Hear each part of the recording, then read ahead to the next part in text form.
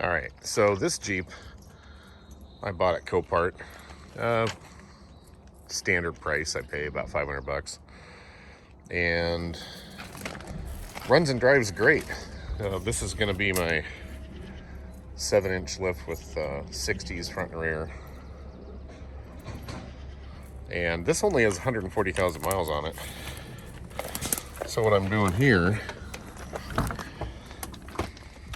is I put a 5.9 interior in it.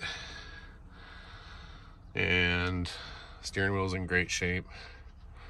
I gotta redo the headliner. It's a little gray, grungy. Got some parts in the back here, of course. But anyway, this is gonna be my my rig that I run personal. So what I did back here, I had to take the differential. I take the differential out, and I used the carrier in my budget build over there because the Aussie requires an open diff, and my other Jeep came with a limited slip, and you can't get that Aussie in with the limited slip housing. So a little donor action over here. I gotta get a welder and get learning how to weld. So that's my next.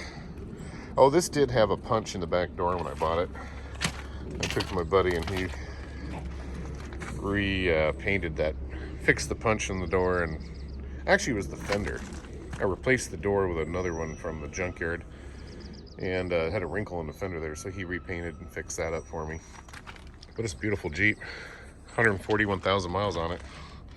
It's just getting broke in on that 5.2. And then this one I actually found is a parts Jeep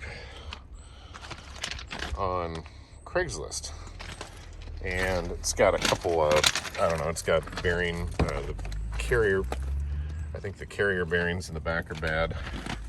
It's got a broken axle up front. I think it's clicking pretty good, or the CVs are bad, something in there. Anyway, this is got a kind of a pile of miles on it, but it's in really nice shape. And so we're gonna run this one out on the trail. This will just be an easy 3 or 4 inch lift with 32s or 33s, something simple. Paint's a little edgy because this is actually going to rebuild title, and they did a bad paint job on the front. Oh, it's peeling a little, but it runs like a brand new engine. So does this one. So that's why I've got them, because they run great.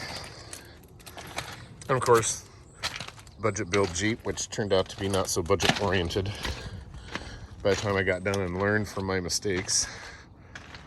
Should have just thrown long arms on there instead of the drop control arm bracket kit. But it rides great. I won't do another one. I don't think it's that good a kit, but. And of course, then we got the limo. Runs great, 350 Chev. The $150 on it, and just needs some the interior's really nice. Just needs that Bondo fixed up there on the sides. They used Bondo to create the panel instead of making a panel. Oops.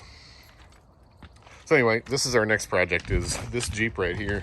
We're gonna do a quick budget lift on it, probably with 32s.